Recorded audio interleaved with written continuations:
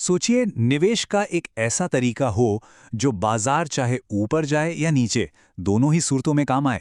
जी हां, भारत में एक बिल्कुल नई इन्वेस्टमेंट कैटेगरी आई है, एसआईएफ्स।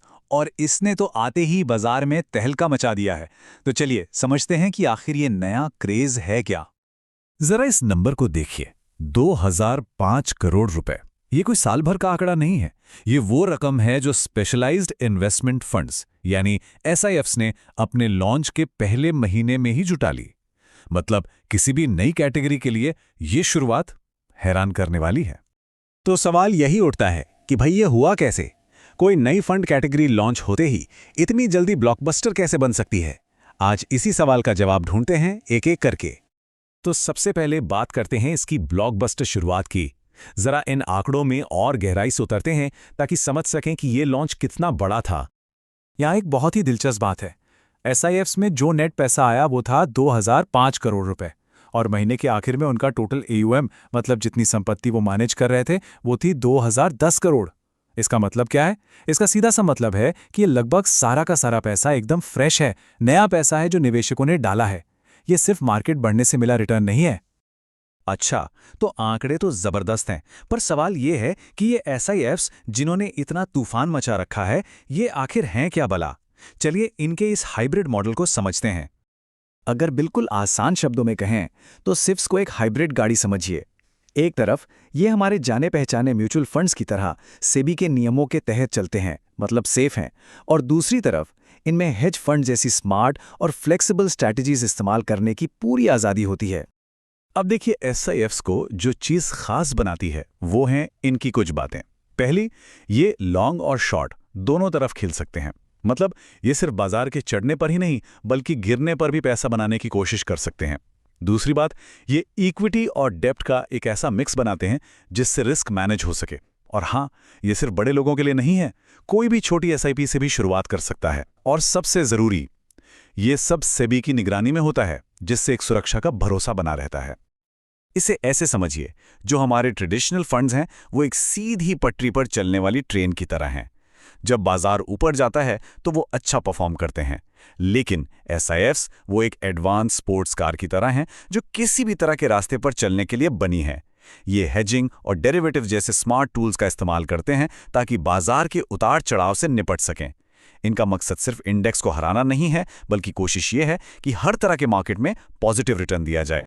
चलिए अब जरा और गहराई में उतरते हैं और देखते हैं वो नंबर्स जिनकी वजह से अक्टूबर 2025 में एसआईएफ्स ने इतनी सुर्खियां बटोली। एएमएफआई के ये आंकड़े देखिए, ये अपने आप में पूरी कहानी है।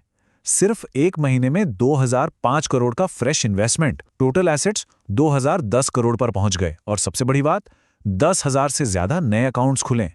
ये सिर्फ एक अच्छी शुरुआत नहीं है, ये एक असाधारण, एक जबरदस्त शुरुआत है।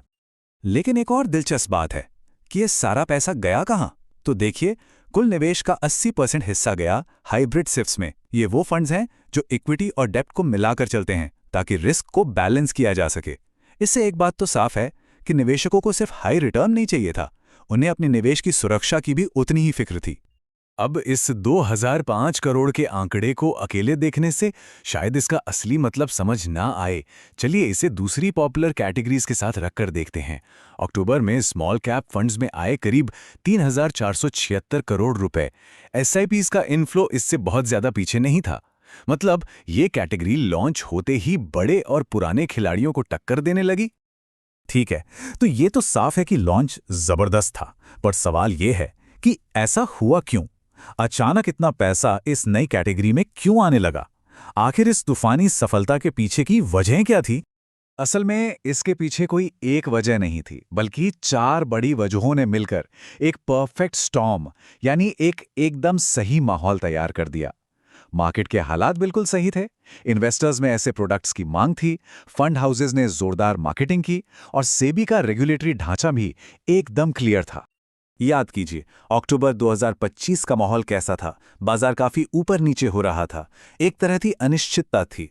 ऐसे माहौल में एसआईएफ्स की जो ये क्षमता है ना कि वो हेजिंग के जरिए गिरावट से बचाव कर सकते हैं, ये निवेशकों को बहुत पसंद आई। जाहिर है, जब बाजार में थोड़ा डर हो तो एक ऐसी स्ट्रैटेजी जो सुरक्षा दे, वो अपने आप ही आकर्षक बन जाती है। तो ये सब देखकर एक बड़ा सवाल मन में आता है, क्या सिफ्स की ये धमाकेदार एंट्री भारत में निवेश का एक नया चैप्टर शुरू कर रही है? चलिए इसके भविष्य पर एक नज़र डालते हैं।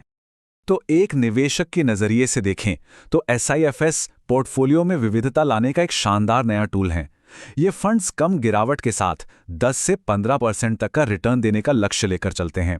हाँ, एक बात का ध्यान रखना जरूरी है कि इनके एक्सपेंस रेशियो यानी मैनेजमेंट फीस थोड़ी ज्यादा हो सकती है। और सिर्फ हम ही नहीं, इंडस्ट्री के बड़े बड़े एक्सपर्ट्स भी कुछ ऐसा ही मान रहे हैं। उनका भी यही मानना है कि SIFs उन निवेशकों के लिए एक बहुत पॉपुलर ऑप्शन बन सकते हैं जो अपने पोर्टफोलियो में एक अच्छा संतुलन चाहते हैं। और अगर भविष्य की बात करें तो तस्वीर और भी बड़ी दिख रही है। एनालिस्ट्स का अनुमान है कि जैसे जैसे और फंड हाउस इस रेस में शामिल होंगे, अगले 6 महीनों में ही SIFs का AUM 2 गुना या 3 गुना होकर 10,000 करोड़ के आंकड़े को भी पार कर सकता है। तो आखिर में हम उसी बड़े सवाल पर वापस आते हैं, क्या आज के इस अनिश्चित बाजार में SIFs ही रिटेल निवेश का भविष्य हैं? इनकी शानदार शुरुआत ने उम्मीदें तो बहुत जगाई हैं, लेकिन इनकी असली परीक्षा तो आने वाला वक्त ही लेगा।